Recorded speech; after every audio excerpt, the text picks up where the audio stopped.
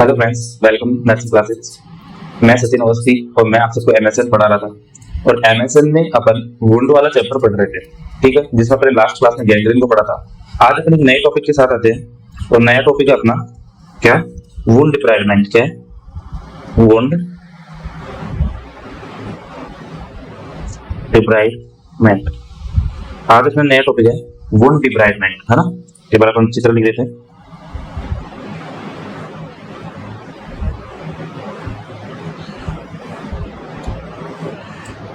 Debridement होता क्या है, इसको समझो अपना। अपन ने जैसे पिछली क्लासेस में पढ़ा था कि नेक्रोटिक टिश्यू के बारे में पढ़ा था, गैंग्रीन के बारे में पढ़ा था कि कोई एरिया है वो गैंग्रीन हो जाता है, उसकी डेथ हो जाती है और उसके साथ में प्यूट्रिफिकेशन होने लगता है कि वो सड़ने लगता है, उसको अपन गैंग्रीन बोला था। उससे पहले जब मैं आपको वुंड पढ़ा रहा था, वुंड की स्टेजेस पढ़ा था, तब मैंने आपको एक चीज और बताई थी, यदि कोई टिश्यू डेथ हो जाता है, नेक्रोसिस हो जाता है, तो खुद एक इन्फेक्शन का सोर्स बन जाता है। तो यदि किसी घाव में आपको डेड टिश्यू देखने को मिलता है, गैंग्रीन पार्ट देखने को मिलता है, नेक्रोटिक पार्ट देखने को मिलता है, तो आप समझ जाओ कि वो उस वुंड में इन्फेक्शन का सोर्स बन जाएगा। मतलब कि वो वुंड हीलिंग को और डिले करने वाला है। और आपको पता कैसे चलेगा कि कोई एरिया नेक्रोटिक हो गया है? नेक्रोटिक एरिया का पता लगता है कि वो एरिया ब्लैक कलर का पड़ जाता है, क्योंकि उसमें आयरन सल्फाइड है वो पाया जाता है, तो वो एरिया ब्लैक पड़ जाता है। ठीक है, तो यदि आपने किसी वुंड का असेस कर रहे हो और आपको उस वुंड में ब्लैक कलर देखने को मिलता है, या आपको ब्लैक कलर के साथ में कोई एरिया वो नेक्रोटिक देखने को मिलता है, डेड देखने को मिलता है, तो आप समझ जाते हो कि ये एरिया इन्फेक्शन का सोर्स है और ये ही एरिया है वो वुंड हीलिंग को और डिले करेगा। तो हम क्या करते हैं, अपन क्या करेंगे, अपन किसी भी तरीके से उस डेड एरिया है, वो नेक्रोटिक टिश्यू है, उनको उस वुंड से क्या करेंगे, रिमूव करेंगे, हटा देंगे। ठीक है, और वुंड में से नेक्रोटिक टिश्यू को या डैमेज पार्ट को हटाना या रिमूव करना, यही क्या कहलाता है, वुंड डिब्राइडमेंट। तो वुंड डिब्राइडमेंट क्या होता है, किसी भी वुंड में से जो टिश्यू नेक्रोसिस हो गए या डी वाइटल टिश्यू है, मतलब कि जो बिल्कुल डेड हो चुके हैं, उनको रिमूव करना, यही वुंड डिब्राइडमेंट कहलाता है। क्यों? क्योंकि जो डी वाइटलाइज्ड या नेक्रोटिक टिश्यू है वो खुद एक इन्फेक्शन का सोर्स बन जाते हैं और वो वुंड हीलिंग को क्या करते हैं, डिले करते हैं। इसलिए हमको उन डेड टिश्यू को हटाना पड़ता है। तो अपन लिखते हैं कि वुंड डिब्राइडमेंट क्या होता है, रिमूवल ऑफ डिवाइटलाइज्ड बोल दो या नेक्रोटिक बोल दो, डिवाइटलाइज्ड या नेक्रोटिक टिश्यू। ठीक है, यही आपका क्या कहलाता है, वुंड डिब्राइडमेंट कहलाता है। टू प्रमोट, क्यों हटाते हैं इनको, टू प्रमोट वुंड हीलिंग। यदि आप इन टिश्यू को हटा दोगे तो आपकी वुंड हीलिंग है वो क्या हो जाएगी, मतलब थोड़ी फास्ट हो जाएगी। बिकॉज नेक्रोटिक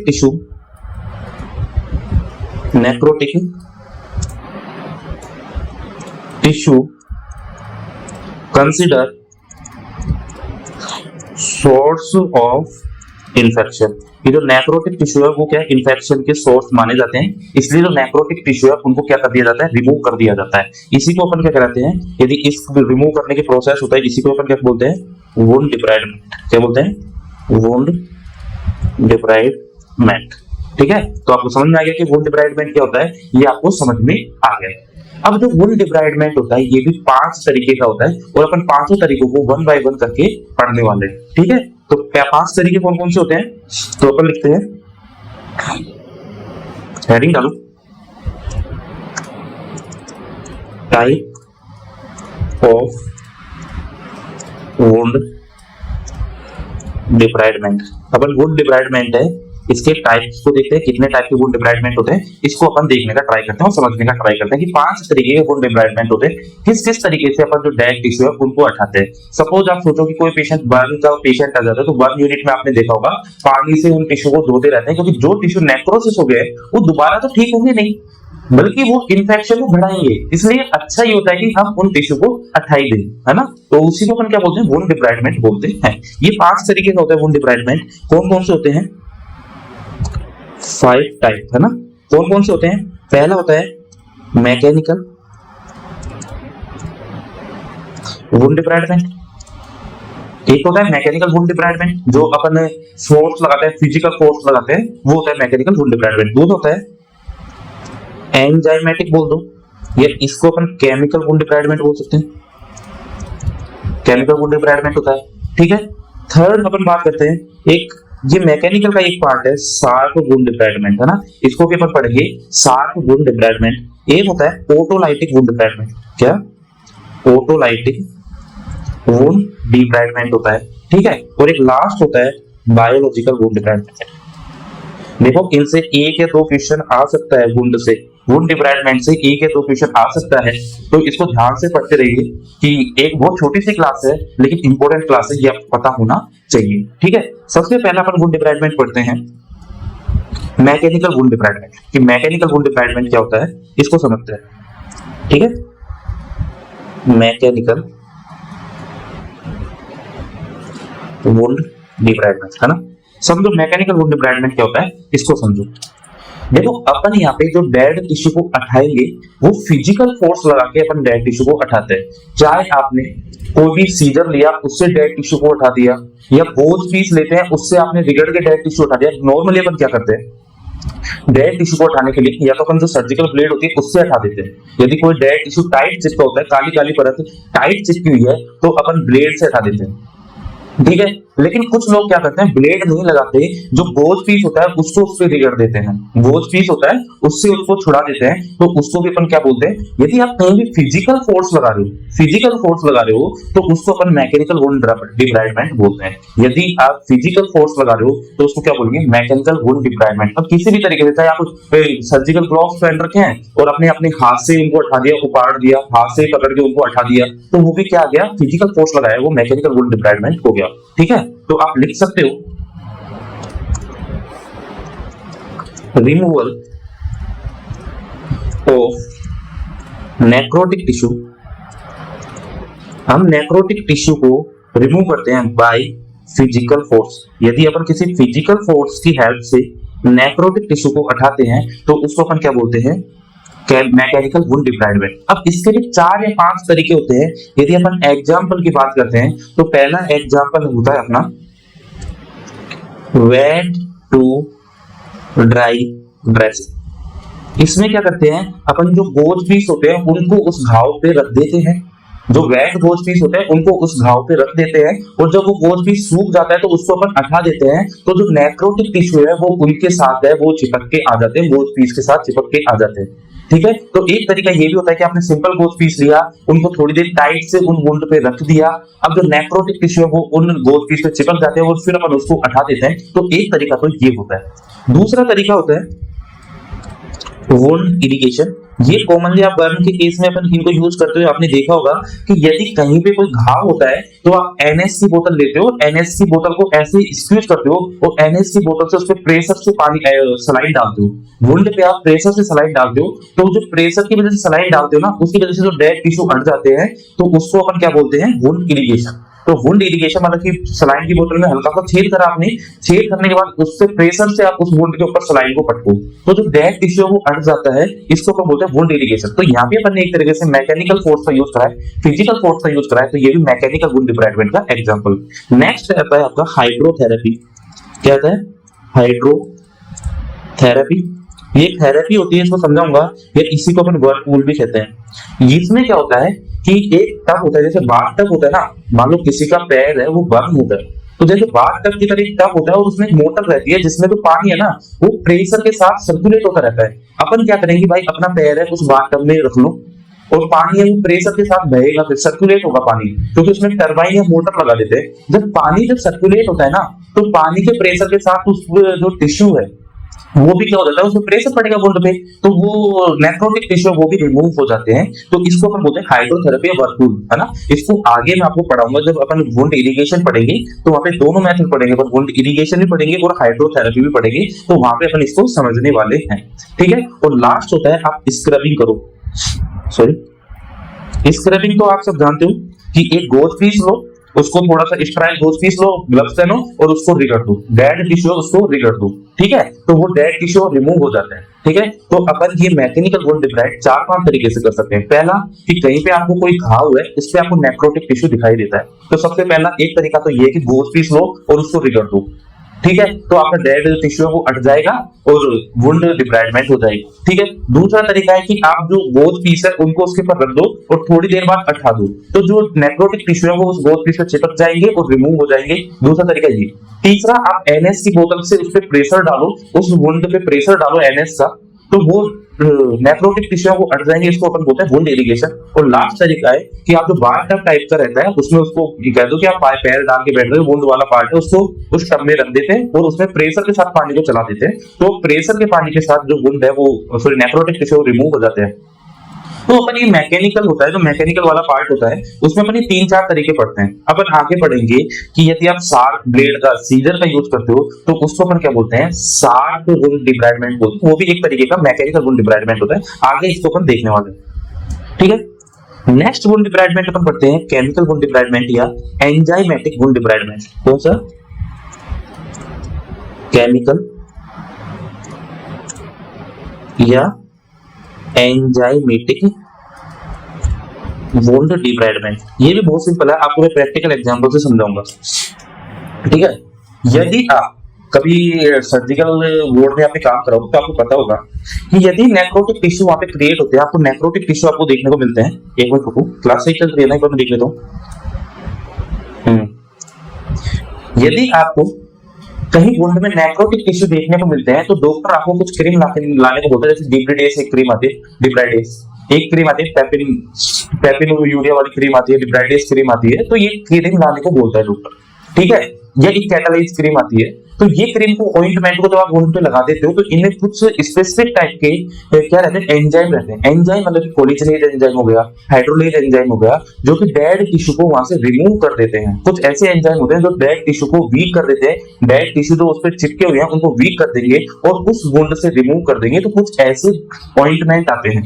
ठीक है, अब ऑइंटमेंट तो एक केमिकल सब्सटेंस है, तो इनको जो ऑइंटमेंट के थ्रू यदि अपन कोई वुंड डिब्राइडमेंट कर रहे हैं तो उसको अपन क्या बोलते हैं, केमिकल वुंड डिब्राइडमेंट। सपोज करो आपने एक हाइड्रोजन पेरोक्साइड का नाम तो सुना होगा। एक सफेद बोतल में हाइड्रोजन पेरोक्साइड आती है और डॉक्टर कहता है कि इस घाव पे आप हाइड्रोजन पेरोक्साइड पटक दो। तो हाइड्रोजन पेरोक्साइड पटकने के पीछे भी यही रीजन होता है कि हाइड्रोजन पेरोक्साइड जो वहां के डेड टिश्यू है उनको रिमूव कर देता है। ठीक है, वहां पे आपको पता है कि हाइड्रोजन पेरोक्साइड डालते हैं वहां पे बबल या व्हाइट फोम क्रिएट हो जाते हैं, तो वो क्या करता है, जो वहां पे डेड टिश्यू को रिमूव कर देता है। तो हाइड्रोजन पेरोक्साइड डाला और उससे डेड टिश्यू रिमूव हो गए, तो वो किसका एग्जांपल हो गया, वो एग्जांपल हो गया आपका केमिकल वुंड डिब्राइडमेंट का। इसी तरह हाइड्रोजन पेरोक्साइड की तरह एक क्रीम आती है पेपिन यूरिया की, एक आती है डिब्रिडेस की। तो डिफरेंट टाइप की क्रीम ऑइंटमेंट आते हैं, उनको लगा दो और आपके जो नेक्रोटिक टिश्यू वो रिमूव हो जाएंगे। ठीक है, तो इस टाइप का जो वुंड डिब्राइडमेंट है वो क्या है, केमिकल वुंड डिब्राइडमेंट है या एंजाइमेटिक वुंड डिब्राइडमेंट है। ठीक है, क्योंकि इन केमिकल में एक्चुअली होता क्या है, कोलिजनेज एंजाइम या हाइड्रोलेज एंजाइम, प्रोटीएज एंजाइम। तो ये प्रोटीएज एंजाइम है, कोलिजनेज एंजाइम है, ये एक्चुअली क्या कर रहे हैं, यही तो काम कर रहे हैं, एंजाइम ही तो काम कर रहे हैं, लेकिन प्रेजेंट किसमें, केमिकल में प्रेजेंट है, इसलिए इसको केमिकल या एंजाइमेटिक वुंड डिब्राइडमेंट बोलते हैं। ठीक है, तो आप लिख सकते हो वुंड डिब्राइडमेंट बाय, एक minute, wound debridement by topical जानते हो ना, ऐसे सब्सटेंस जो कि आपके ऑइंटमेंट या टॉपिकल है, जो आपकी सरफेस पे लगाए जाते हैं। Wound debridement by topical proteolytic enzyme. ठीक है, क्या टॉपिकल प्रोटियोलाइटिक एंजाइम होते हैं जो कि आपके वुंड डिब्राइडमेंट करते हैं। ठीक है, clear. Removal of necrotic tissue bye topical ointment. कुछ टॉपिकल ऑइंटमेंट है जो कि नेक्रोटिक टिश्यू को रिमूव करते हैं। एग्जांपल यदि अपन बात करें तो पहला एग्जांपल है पेपिन यूरिया है, ऑइंटमेंट आता है। एक आता है आपका H2O हो गया, मेन तो यही है जो अपन कॉमनली यूज करते हैं। एक डिब्रिडेस नाम की भी क्रीम आती है ना, डिब्राइडेस क्रीम आती है। ठीक है, एक कोलिजनेज आता है, कोलिजनेज क्रीम भी आती है। आप देखो ये कोलिजनेज एंजाइम है, एक्चुअली मैं नाम बता रहा हूँ, कोलिजनेज एंजाइम है जो कि एक तरह का प्रोटियोलाइटिक एंजाइम, प्रोटियोलाइटिक तो प्रोटीन को तोड़ता है, तो कोलिजन प्रोटीन को तोड़ता है, ऐसे इलास्टेज आता है। तो कुछ जो केमिकल के थ्रू अपन वुंड डिब्राइडमेंट कर रहे हैं वो कौन सा है, केमिकल वुंड डिब्राइडमेंट है, जिसमें H2O2 आता है। मेल। इसमें पैपिन यूरिया आता है जो इंपोर्टेंट लगा हुआ ना, पैपिन यूरिया यहाँ पे इंपोर्टेंट है। ठीक है, क्लियर ये बात। डिब्राइडियस आता है और आपके कोलिजनेज एंजाइम इसमें मेनली एक्ट करता है। क्लियर। अब अपन नेक्स्ट पढ़ते हैं, केमिकल भी हो गया। केमिकल के बाद में अपना आता है नेक्स्ट ऑटोलाइटिक वुंड डिब्राइडमेंट। ये भी इंपॉर्टेंट है समझना, क्योंकि अपने आगे जाके काम आएगा। ऑटोलाइटिक वुंड डिब्राइडमेंट। समझो ऑटोलाइटिक वुंड डिब्राइडमेंट क्या होता है, इसको समझना। बहुत सिंपल है, लेकिन काफी बच्चे इसको समझने में कंफ्यूज हो जाते हैं। ठीक है, समझना। देखो, कोई नेक्रोटिक टिश्यू, आपके वुंड पे कोई नेक्रोटिक टिश्यू है, ठीक है, कोई आपके घाव हो रहा है, वहां पे नेक्रोटिक टिश्यू बन चुका है। लेकिन आप सपोज करो आपकी बॉडी की जो WBC है, आपकी बॉडी की जो मैक्रोफेज है, न्यूट्रोफिल है या लिम्फोसाइट है, वो क्या करती हैं, वो भी तो ट्राई करती हैं कि हम हमारी बॉडी में जो नेक्रोटिक टिश्यू है उनको रिमूव करें। मैंने आपको पहले भी जब इन्फ्लेमेशन वाला चैप्टर पढ़ा रहा था, तो उसमें मैंने आपको बताया था कि डेड टिश्यू है, उनके ऊपर भी कुछ रिसेप्टर होते हैं जिनको अपन बोलते हैं dead associate pathogenic pattern molecule, है ना। डैम्स जिनको बोला था, DAMP, dead associate molecule pattern, जैसे पैम्स और डैम्स थे। तो उनको अपने WBC जो आपकी मैक्रोफेज डिफेंस सेल है, वो उन डैम्स को असेस कर लेती है और जो रिमूव करती है उनको, फिर जो डेड टिश्यू है उनको डैम्स के एसोसिएट करती है, उनको अपनी बॉडी से रिमूव करने का ट्राई करती है। तो अपनी बॉडी की जो डिफेंस सेल है, चाहे वो WBC और एकेस्ट्रा है, वो डेड टिश्यू को रिमूव करने का ट्राई करती हैं और वो भी 4-5 दिन में उन डेड टिश्यू को रिमूव कर देती है। ठीक है, तो इस तरह का डिब्राइडमेंट जिसमें अपनी बॉडी की जो सेल्फ ऑन बॉडी की जो डिफेंस सेल है वो डेड टिश्यू को अपने आप रिमूव करती है, उसको बोलते हैं ऑटोलाइटिक वुंड डिब्राइडमेंट। लेकिन उसकी एक ही शर्त है, वो कहते हैं अपनी बॉडी की डिफेंस सेल कह रही है हम अपने आप कुछ मत करो, हम अपने आप भी डेड टिश्यू को अपनी बॉडी से हटा देंगे, लेकिन हमको बस एक ही शर्त है कि मॉइस्ट एनवायरनमेंट दे दो, मतलब कि हमको नमी दे दो, मॉइस्चर प्रोवाइड करो, आप ड्राई मत छोड़ो। यदि आप मॉइस्चर प्रोवाइड करोगे तो आपको बाहर से ना तो मैकेनिकल करने की जरूरत है, ना आपको कोई क्रीम लगाने की, ऑइंटमेंट लगाने की जरूरत है, हम खुद हमारी बॉडी की सेल उनको कर देंगे, लेकिन बस हमको मॉइस्चर की नीड है। ठीक है, 4-5 दिन में हम डेड टिश्यू को हटा देंगे जितना हमसे हो सकेगा। अब आप केमिकल कर रहे हो, आप यदि मैकेनिकल कर रहे हो तो ये एडिशनल है, लेकिन हम भी हटा देंगे। ठीक है, दूसरी बात, एक इनको मॉइस्चर प्रोवाइड करना होता है, इसलिए कुछ तरह की ड्रेसिंग आती है जो मॉइस्चर, जैसे हाइड्रोकोलोइडल ड्रेसिंग बताऊंगा, ये मॉइस्चर ड्रेसिंग आती है। तो मॉइस्चर ड्रेसिंग का एक मेन उद्देश्य ये होता है, मेन इनका टारगेट ये होता है मॉइस्चर, डिफरेंट टाइप की महंगी मॉइस्चर ड्रेसिंग आती है जो उनको मॉइस्ट रखती है, घाव को मॉइस्चर बना के रखते हैं घाव में, है ना। तो जैसे आपके हाइड्रोकोलोइडल आता है, ठीक है, हाइड्रोकोलोइडल ड्रेसिंग आती है, आपकी बैक्टीरिया ग्राफ्ट ड्रेसिंग आती है, सब मॉइस्चर बना के रखती है। ठीक है, इनका मेन टारगेट ये होता है कि यदि मॉइस्चर रहेगा तो वहां पे ऑटोलाइटिक वुंड डिब्राइडमेंट अपने आप होता रहेगा, वहां पे कोई नेक्रोटिक टिश्यू नहीं बनेंगे। ठीक है, तो यही है ऑटोलाइटिक वुंड डिब्राइडमेंट। क्या होता है ऑटोलाइटिक वुंड डिब्राइडमेंट? का लिख दो, बॉडी नेचुरल, अपनी बॉडी के जो नेचुरल डिफेंस सेल है, natural defence cell try to remove necrotic tissue. ठीक है, वो जो नेक्रोटिक टिश्यू है उनको अपनी बॉडी की डिफेंस सेल है वो ट्राई करती है कि उनको हम रिमूव कर दें। तो इसको अपन क्या बोलते हैं? ऑटोलाइटिक वुंड डिब्राइडमेंट। ठीक है, फॉर ऑटोलाइटिक वुंड डिब्राइडमेंट, एक minute,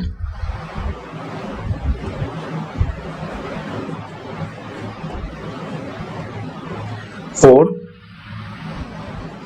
autolytic wood debridement need to maintain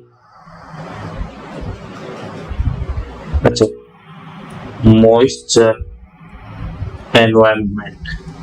ठीक है, क्योंकि जो मॉइस्चर एनवायरनमेंट होता है उसी में ऑटोलाइटिक वुंड डिब्राइडमेंट काम करता है।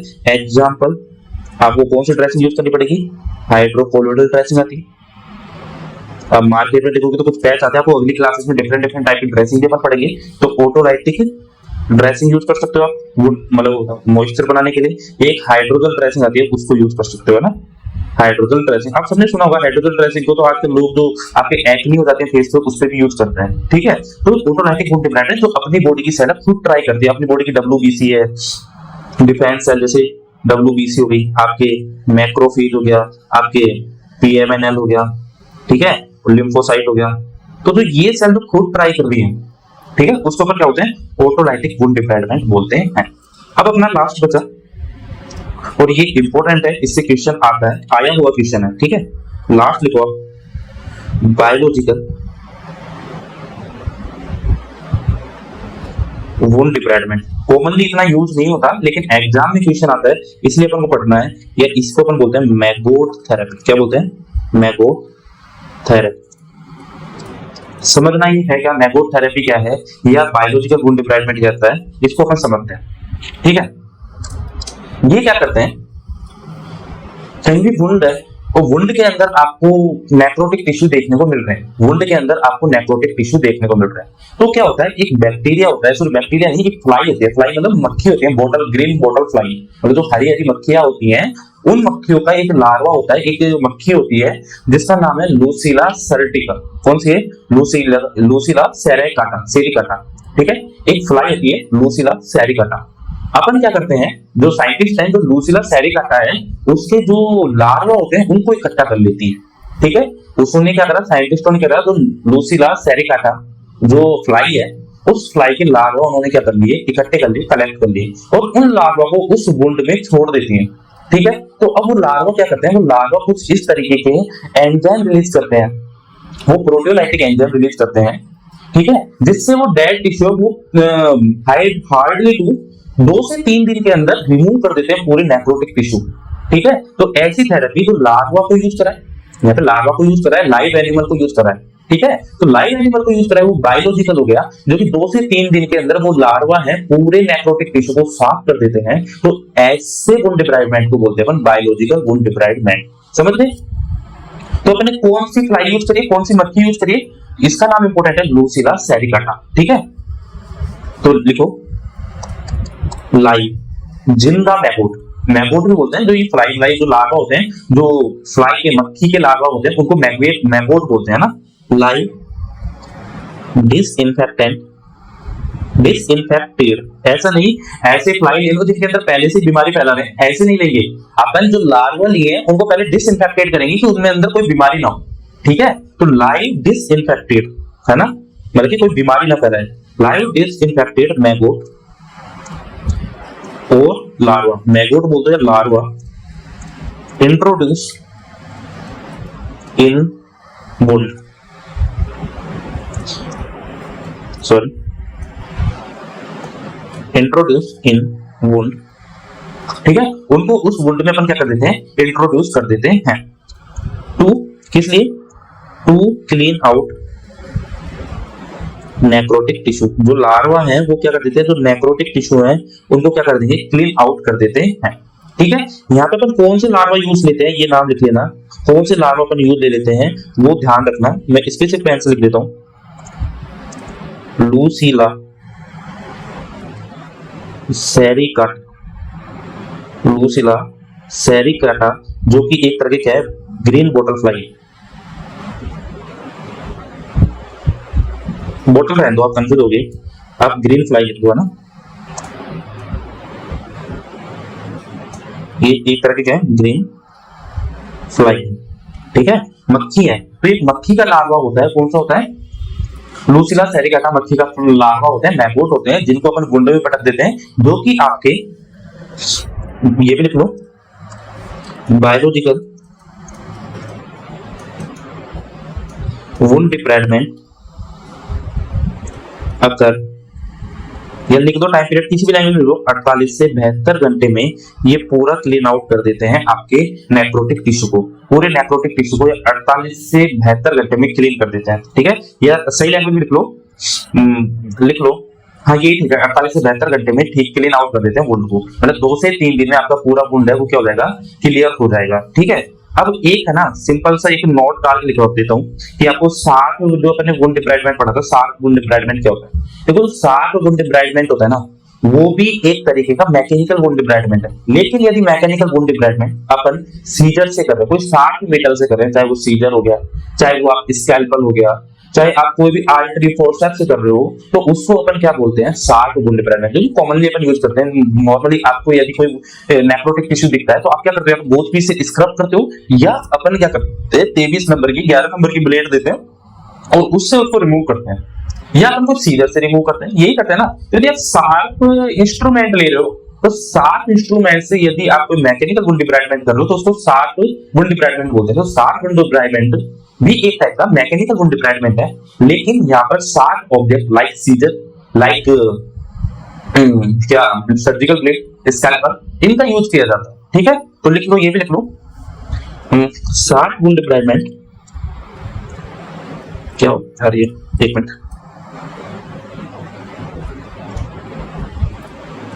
शार्प वुंड डिब्राइडमेंट है ना, is a type of mechanical wound debridement but done by sharp object like आपके scalp, like scissor, like forceps, ठीक है, एडकेस्ट। तो ऐसे जो शार्प वुंड डिब्राइडमेंट बोलते हैं, जो मेनली आपके ओटी के अंदर करते हैं वुंड डिब्राइडमेंट, तो वो क्या कहलाते हैं, शार्प वुंड डिब्राइडमेंट बोलते हैं, जिनमें आप कोई भी सर्जिकल ब्लेड का यूज कर रहे हो, आप किसी भी तरीके का स्कैल्पल या सीजर यूज कर रहे हो। ठीक है, अब देखो, ये तो अपने नॉर्मल 5 तरह के वुंड डिब्राइडमेंट कर लिए, नॉर्मल जो वुंड डिब्राइडमेंट होते हैं। लेकिन कई बार एक बार क्वेश्चन आएगा कि एक ऐसा वुंड डिब्राइडमेंट बताओ कि जिसको आप वुंड डिब्राइड कर रहे हो, हम जब तक वुंड डिब्राइडमेंट करते हैं जब तक ब्लड ना जाए। तो इस तरीके से भी अपन वुंड डिब्राइडमेंट कंप्लीट कर रहे हैं या इनकम्प्लीट आधा कर रहे हैं, तो उसके साथ वुंड डिब्राइडमेंट भी 2 तरीके का होता है। एक होता है सेलेक्टिव वुंड डिब्राइडमेंट और एक होता है excisional wound debridement. Selective wound debridement क्या होता है कि अपन ऐसे टिश्यू देखेंगे, ओनली जो डेड टिश्यू है, जो सुपरफिशियल डेड टिश्यू है, ओनली उनको ही हटा रहे हैं, तो उसको अपन बोलते हैं सेलेक्टिव वुंड डिब्राइडमेंट। लेकिन यदि ऐसा वुंड डिब्राइडमेंट करेंगे, वुंड डिब्राइडमेंट करते जा रहे हैं, पूरा जो डेड टिश्यू उनको रिमूव कर रहे हैं, और जब तक रिमूव कर रहे हैं जब तक कि ब्लीडिंग ना होने लग जाए या अपन को फ्रेश जो ग्रेनुलेशन टिश्यू वो ना दिखने लग जाए, तो उसको बोलते हैं excisional wound debridement. Excisional wound debridement क्या होता है कि हम wound debridement, complete wound debridement कर रहे हैं, जब तक ग्रेनुलेशन टिश्यू या हमको ब्लीडिंग ना दिखने लग जाए, ब्लीडिंग ना आने लग जाए, उसको हम बोलते हैं एक्सीजनल वुंड डिब्राइडमेंट। और ओनली यदि हम सेलेक्ट कर करके भाई ये नेफ्रोटिक टिश्यू है इसको हटा दूं, फिर ये नेफ्रोटिक टिश्यू है इसको हटा दूं, इनकम्प्लीट पार्शियली वुंड डिब्राइडमेंट करते हैं, जिसमें सेलेक्टिव करके नेफ्रोटिक टिश्यू को हटाते हैं, तो उसको बोलते हैं सेलेक्टिव वुंड डिब्राइडमेंट। समझ गए? तो 2 और लिख लो ना, एक मिनट,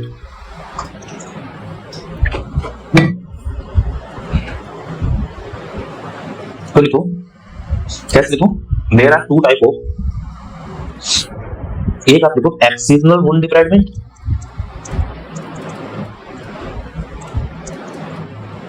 एक्सीजनल वुंड डिब्राइडमेंट के बारे में लिखते हैं कंप्लीट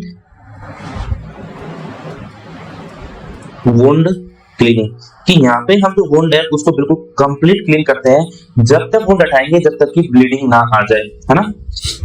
मतलब इसके अंदर हम नेक्रोटिक टिश्यू को तो हटा रहे हैं, उसके साथ में कुछ हेल्दी टिश्यू भी हट सकते हैं। भाई कंप्लीट कर रहे हो तो कुछ हेल्दी टिश्यू भी हट सकते हैं। तो removal of necrotic tissue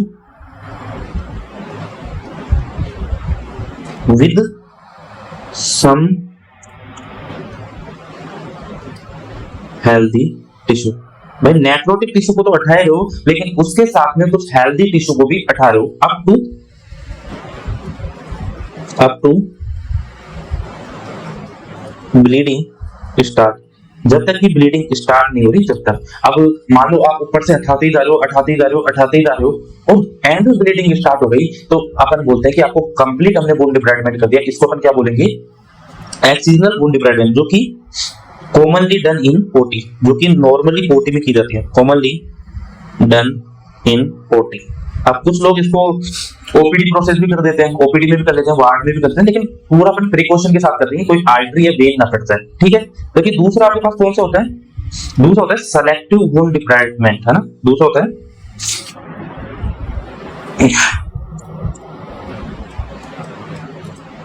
selective wound debridement. इसमें क्या करने वाले हैं, अपन सेलेक्ट करके करेंगे, सेलेक्ट करके जो नेक्रोटिक टिश्यू, कुछ नेक्रोटिक टिश्यू को ही हटाएंगे, कोई हेल्दी टिश्यू को हम यहाँ नहीं हटाने वाले, है ना। हेल्दी टिश्यू को बिल्कुल नहीं हटाएंगे, ओनली जो नेक्रोटिक टिश्यू है उनको सेलेक्ट कर करके हटाएंगे, जबकि एक्सीजनल में कुछ हेल्दी टिश्यू भी साथ के साथ रिमूव हो रहे थे, है ना।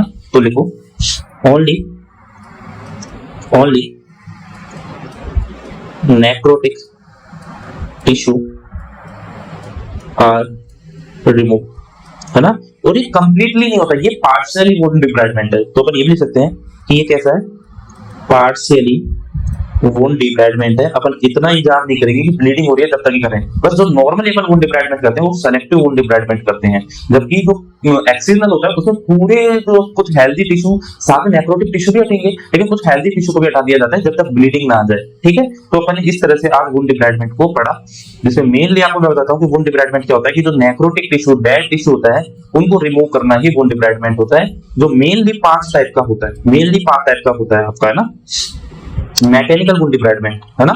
ये मैंने बताया कि मैकेनिकल वुंड डिब्राइड आपके गोज पीस से कर सकते हैं, गोज पीस को रगड़ दो, उनको सूखने दो, आप उनको हाइड्रोथेरेपी करो, जो आपके बात से तब में बताया था हाइड्रोथेरेपी, जिसको वार्पुल भी बोलते हैं, या आप उस पे पानी का प्रेशर डालो। उसके बाद में एंजाइमेटिक बताया था कि आपके कुछ प्रोटियोलाइटिक एंजाइम वाली क्रीम आती है, जैसे कि आपकी पैपिन्यूरिया वाली आती है, पोलीजनेज एंजाइम होता है, ठीक है, डिब्रिडेज क्रीम आती है, H2O होता है। 60 मैंने बताया कि ये भी मैकेनिकल वुंड डिब्राइडमेंट है, लेकिन इसमें 60 ऑब्जेक्ट लाइक आपके सीजर, स्कैल्पेल को यूज किया जाता है।